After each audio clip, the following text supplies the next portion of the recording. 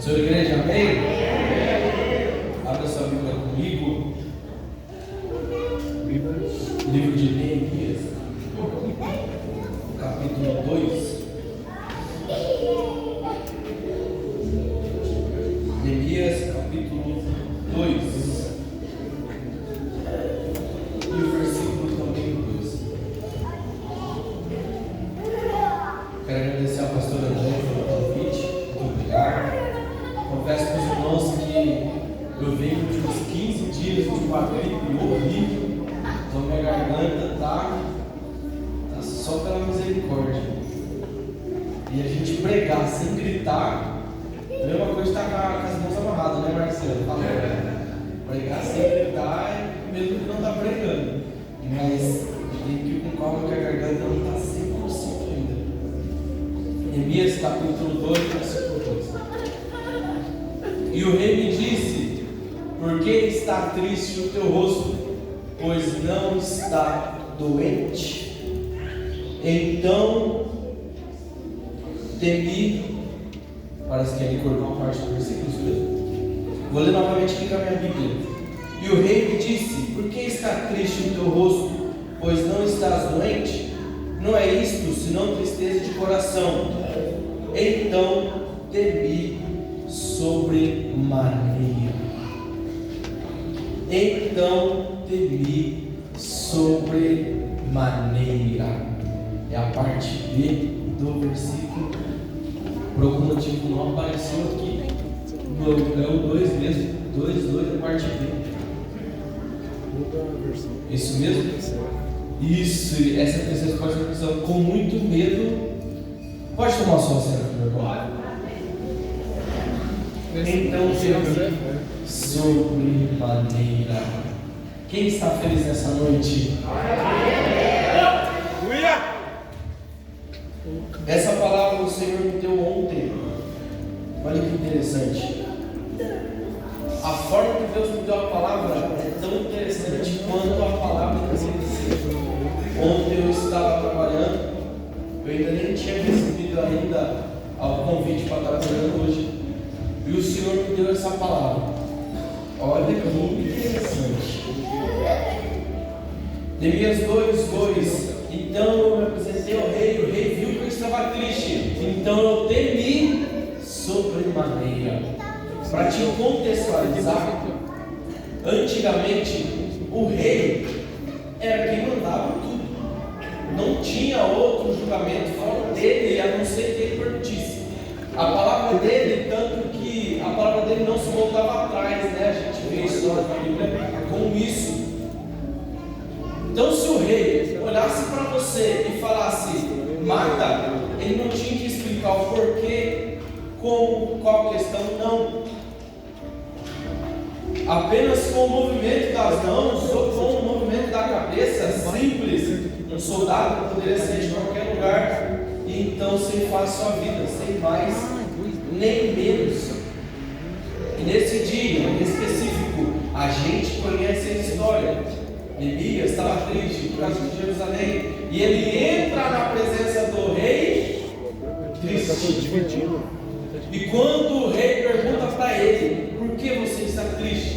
Quando o rei então percebe que ele está triste, ele vai destacar, escrevendo o livro: então temi sobremaneira. Vocês estão entendendo o contexto? Neemias ficou com medo de uma pergunta. O medo dele era o rei não ter gostado dele ter chegado triste perante a presença dele. Meu Deus! E isso poderia ter custado a vida dele. Não custaria apenas um cargo, nem apenas ser demitido ou mandado embora, não. Ele poderia perder a sua vida. E a minha Bíblia, a sua Bíblia vai falar assim: não temam aqueles que podem matar o seu corpo, mas temam aquele que não somente mata o seu corpo, mas também pode lançar a sua alma no inferno. Meu Deus! E o Senhor me dando essa palavra. Olha que interessante como Deus me deu essa palavra. E Deus me falou assim: Igor, você sabe que domingo, depois eu vou chegar essa palavra, então eu recebi um convite: Igor, prega pra gente domingo e tal, foi prego. Então Deus me deu essa palavra e falou assim: as pessoas daquele domingo podem ser que cheguem tristes até o culto. Aí eu falei assim, meu Deus. Aí eu pensei, verdade, vai ter um jogo. E se o Brasil perder um jogo, quem gosta muito de jogo, obviamente vai chegar triste na igreja. E Deus foi me dando a palavra, foi me dando a palavra. E hoje, no decorrer do jogo, Deus falou para mim assim: eu não te dei a palavra caso o Brasil perdesse. Eu já estava te avisando que o Brasil ia perder. Olha que interessante. E Deus foi me trazendo a palavra. E a gente às vezes acaba se perdendo no quê? Nós estamos no mundo, mas nós não pertencemos a ele. Isso quer dizer que nós não podemos nos divertir? Não, não é isso. Quer dizer que nós não podemos assistir ao jogo? Não, também não é isso. Nós devemos saber que há uma separação na nossa vida. Olha aquilo que é do nosso dia a dia, que é superficial, e aquilo que nós levamos a sério, que é chegar perante a presença de um. É totalmente diferente. Quarta-feira passada, ou retrasada, se eu não me engano, retrasada, mesma coisa. Tivemos o horário de jogo no horário de culto. E quantos não ficaram em casa para assistir? Eu acho muito interessante, se a gente for um pouquinho mais para frente na Bíblia, se a gente for lá em Romanos, no capítulo 12, se eu não estiver errado, vai falar assim: aquele que o amor está no mundo, o amor do Pai não está nele.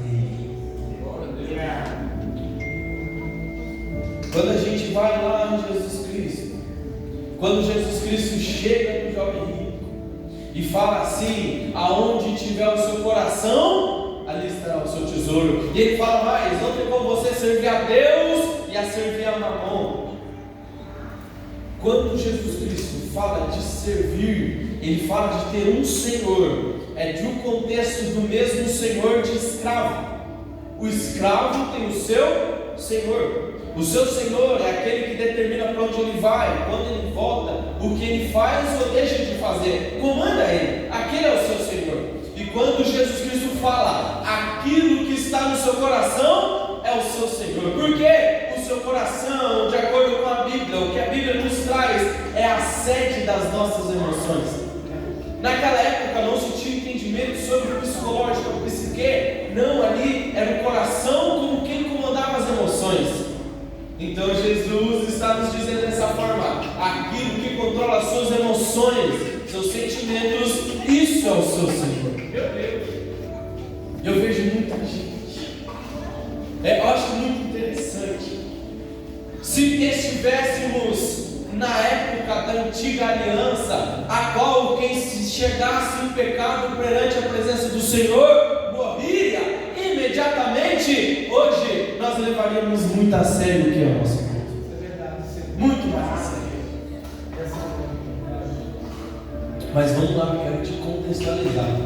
Eu não quero que você fique perdido durante a pregação contando ovelhas. Se a gente voltar um pouquinho lá atrás, vem comigo. Quem aqui já ouviu em versículos, em palavras, em louvores, que o véu se rasgou de alto a baixo? Todos nós já ouvimos.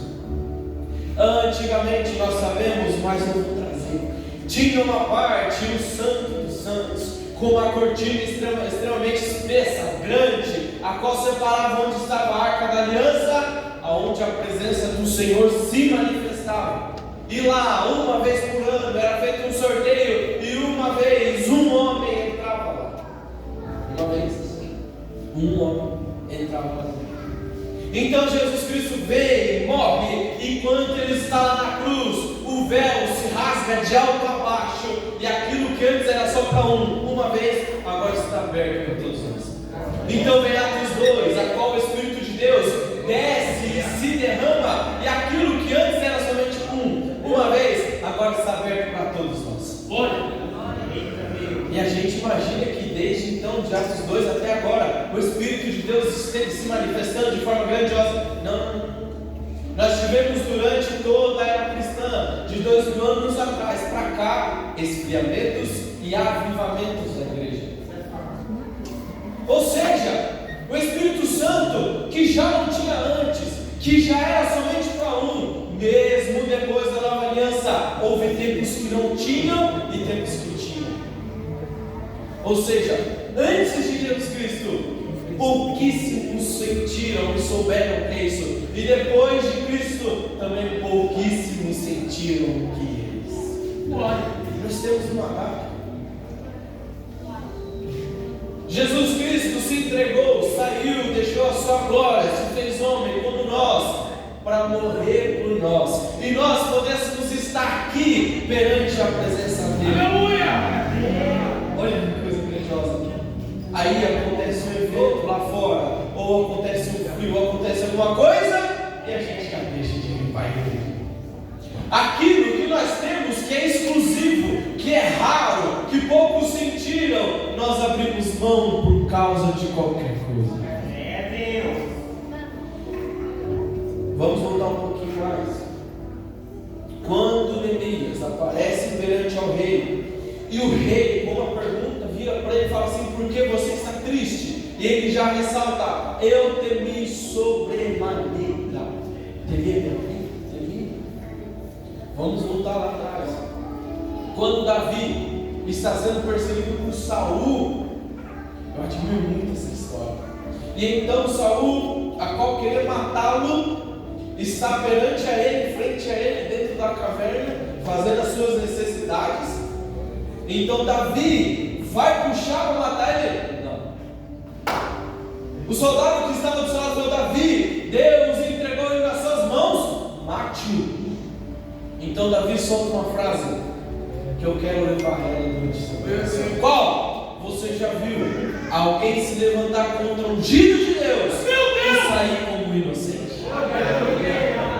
O temor que Davi tinha sobre Deus era maior do que ele temia a própria vida, porque ele matando Saul acabava a perseguição que ele tinha, mas não. O temor que ele tinha a Deus era maior do que o medo dele de Saul. Quem conhece a Deus sabe. Jó, vamos voltar mais um pouco. Jó, quando ele é questionado e falado assim: Jó, você pecou. Alguém para estar nesse estado só pode ter pecado. Ora, homem inocente não passa por isso. Então Jó fala uma frase que eu acho muito bonita: eu sei que eu não fiz nada, mas se eu me chegar até Deus para me justificar, só de eu estar perante a Ele, eu já estou errado. Meu Deus! Olha o temor do homem. É um temor. Se você ler a história de Jó comigo, você vai ver que realmente o acaso não foi enterrado, não foi ter pecado, até porque Deus o justifica. Só que ele, sabendo que ele não tinha feito nada, que ele não estava devendo, ele não queria se chegar à presença de Deus. Eu não, rapaz, sai fora. Obrigado, Deus. Então me cheguei perante ao rei e temi sobremaneira. O temor que nós temos a Deus não se compara ao temor que muitos tinham antigamente. E não só na antiga aliança, ora, na primeira e na segunda aliança também. Quando vocês lembram aquele casal que vende os terrenos e chegam até os discípulos e mentem, eles são mortos no mesmo instante. O marido primeiro e depois a esposa são mortos, fulminados ao mesmo momento. Agora eu te pergunto: se hoje, em 2026, nós estivermos aqui na nossa igreja, pessoas morrendo na beira do altar, será que nós levaríamos os nossos cultos mais a sério? Será que nós levaríamos a presença de Deus mais a sério? Vamos lá. Obrigado, Senhor. Eu acho que eu troquei os versículos, se eu troquei, os irmãos me perdoem. Eu troquei mesmo João. O amor do aquele que eu não mundo, amor do pai, estava no João e agora é o Romanos que eu falo. Irmãos, cadê? E não sede conformados com esse mundo, mas sede transformados pela renovação do vosso entendimento, da sua mente, para que experimentem qual seja a boa, agradável e perfeita vontade de Deus. É o primeiro. Rogo-vos, pois, irmãos, pela compaixão de Deus, que apresentem os vossos corpos em sacrifício vivo, santo e agradável a Deus, que é o vosso culto racional. Nós temos em torno de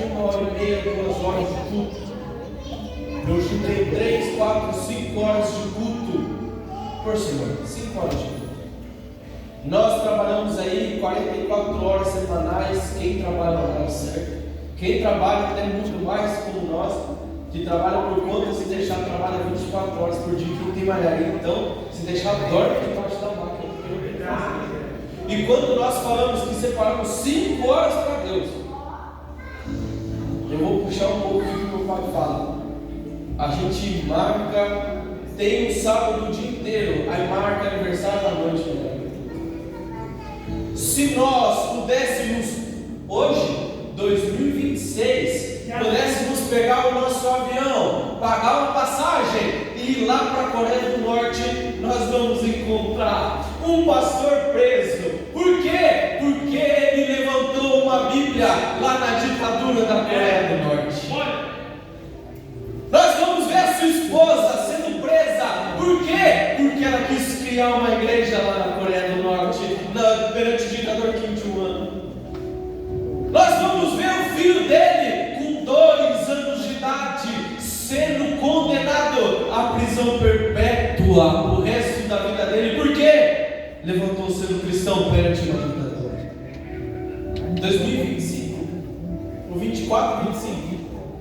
Se você for hoje lá para a África do Sul, naqueles países, durante os cultos, você pode ver lives, vídeos do YouTube. Aqui no altar o pastor está pregando, ali embaixo tem um soldado com uma metralhadora, na porta tem outro. Por quê? Porque durante os cultos juntam-se caravanas armadas, invadem os cultos e fuzilam os cristãos. Hoje, no dia de hoje, se você soubesse, e eu puxo o que o nosso missionário, esqueci o nome dele agora, ele falava assim: aqui no Brasil nós não valorizamos o culto porque nós somos livres. E é por isso que nós não valorizamos dessa forma. Se você quiser pegar uma caixa de som e lá na praça pregar, você pode, ninguém pode te parar, e se alguém te parar, você pode chamar até a polícia para prender ele, porque no Brasil é crime. Mas dá para fazer isso lá na África do Sul. Vai tentar entrar com uma Bíblia na Coreia do Norte para você ver. Quando Neemias chega à presença do rei, triste, e fala: temi sobremaneira por estar triste perante a casa de um rei, perante ao rei. Eu duvido que quantas vezes eu e você tememos porque chegamos à igreja do Senhor e não entregamos o nosso culto da maneira certa. Nós temos 24 horas do nosso dia para fazer o que bem quiser, mas durante o culto dá vontade de resolver problemas, dá vontade de mandar mensagens. A gente lembra que tem conta atrasada para pagar, e na hora do culto parece que por algum motivo a nossa cabeça sai daqui, vai lá para cima e a gente começa a pensar em tudo. Incrível. Eu vi um pastor falando assim: a oração é uma das coisas mais difíceis de se fazer. Por quê? Porque você está lavando a louça, enquanto você está lavando a louça, você não esquece que está lavando a louça. Enquanto você está varrendo o chão, trabalhando, você não esquece que você está trabalhando. Mas a hora que você dobra o seu joelho para orar, a hora que você vai ver, você esquece que você estava orando. A gente não tem noção do peso que tem numa oração. Quem aqui acumula testemunhos de uma oração que fez, Deus respondeu? Quem aqui não acumula testemunhos de uma oração que você fez para Deus guardar alguém e depois chegou a história do livramento?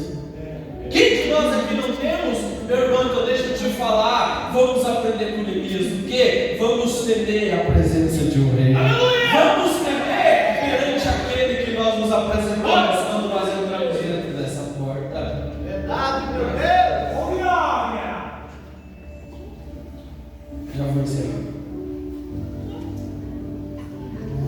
Quando o Senhor quer algo de nós, para fechar a pregação, nós temos que temer a Ele. O temor de um cristão, meu Deus, isso é muito forte. Eita Deus! O temor de um cristão a desobedecer a Deus tem que ser maior do que qualquer outra coisa. Prova, vamos lá. Nós temos o nosso amigo Abraão, a qual Deus fez um pedido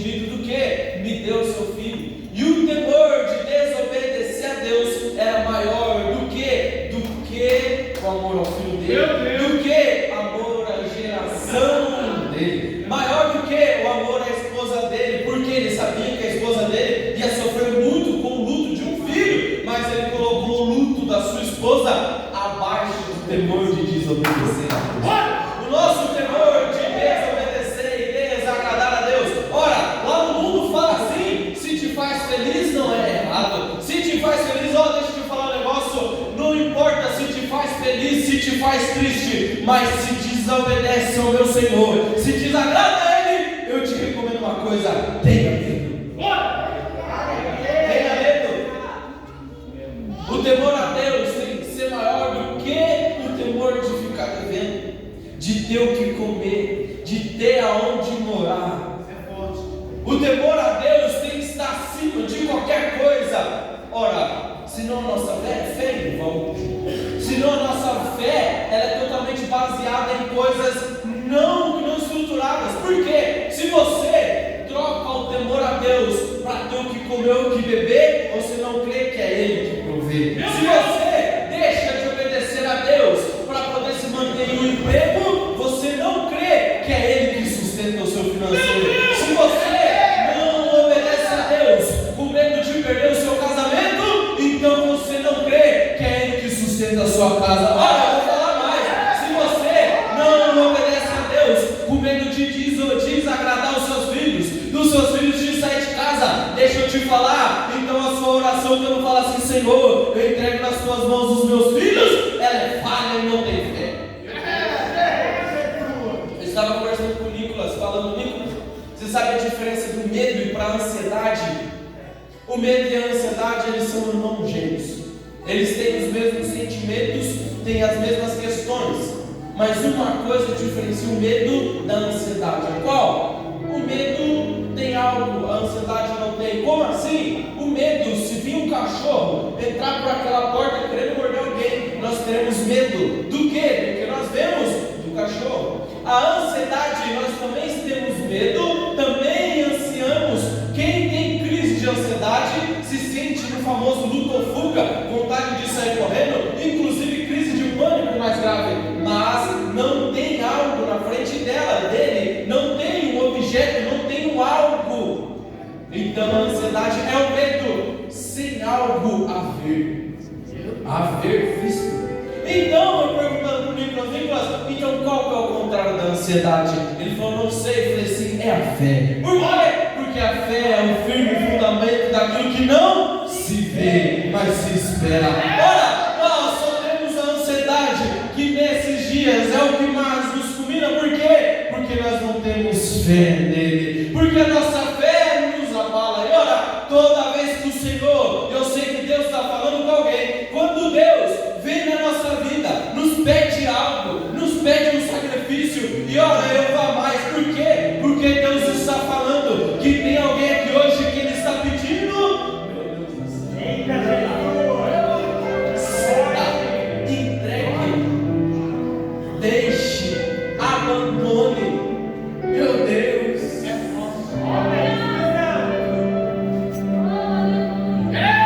Nós somos cristãos. Qual que é a palavra do coração? Subiu a palavra na cabeça.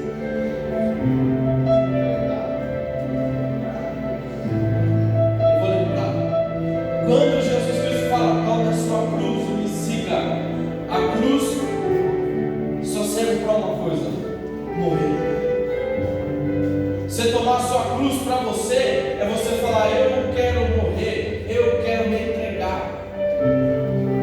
E quando Deus fala para nós: entregue, deixa, abre a mão, é óbvio que é nítido, é claro que junto com o que Deus pede, junto vem o medo e a ansiedade.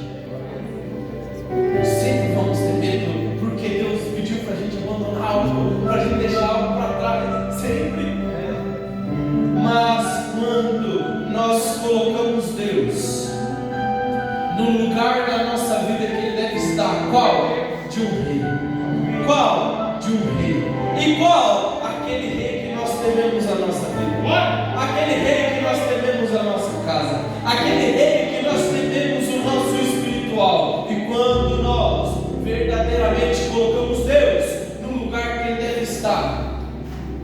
então entregar aquilo que Ele pede torna-se fácil. Eu vou lembrar a palavra sobre totalmente. Coloque sim, Pedro. Eu vou lembrar.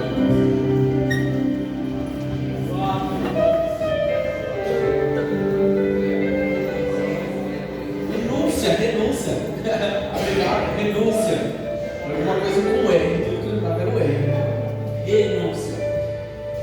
Cristão sem renúncia não é cristão. Cristão sem renúncia não é cristão. Cristão sem renúncia não é cristão. Não adianta.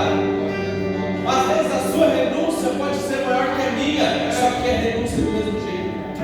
A minha renúncia pode ser grande ou pequena, mas é renúncia. Uma renúncia grande pode te jogar no inferno caso não feita. Uma renúncia pequena pode te lançar no inferno da mesma forma se não feita. Meu Deus, eu lembro da história de um pastor que ele pregava, Deus usava, Deus falava. Porém ele estava em pecado, eu não lembro se era adultério, se estava traindo a esposa, uma coisa assim. E um dia ele orando, ele dobrou o joelho dele depois do culto e falou assim: Deus, eu estou em pecado, mas por que o Senhor me usa tanto? Por que o Senhor continua me usando se eu estou em pecado? Então, enquanto ele orava, desceu um anjo com uma espada e falou assim: contigo eu me encontro no juízo final. E subiu. Rapaz, antes Deus colocasse o carro na cadeira de roda para ele se colocar, antes Deus pegasse e fez: não, no juízo final eu te encontro. Tem uma coisa que eu falo que é: a graça tem, entre aspas, um problema, que é o quê? Deus deixa acumular. Antigamente entrasse perante o Rei dos Reis e Senhor dos Senhores em pecado era fulminado. Hoje em dia não, entre em pecado, senta na cadeira e vai embora do mesmo jeito, sem temor algum, Senhor. Mas ó, vem junto comigo, vamos aprender com Elias. O quê? Só de estar triste, eu já temi sobremaneira. Só de não estar apresentável, eu já temi sobremaneira. Então, eu não sei o que é que o Senhor está te pedindo, qual é a renúncia, o que você tem que deixar. Mas nessa noite, antes de nós finalizar o culto, não saia da maneira que você veio. Renuncia, deixa para trás, coloque a sua fé acima do seu medo, coloque a sua fé acima da sua ansiedade e deixa o meu Deus mostrar porque que Ele é Deus sobre todas as coisas.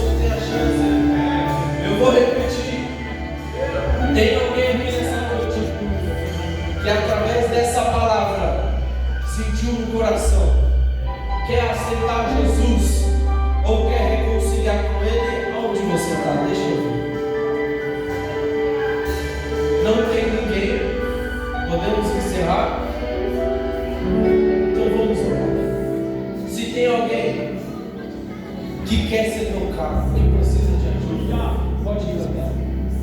Se tem alguém que precisa da parte do Senhor para vencer,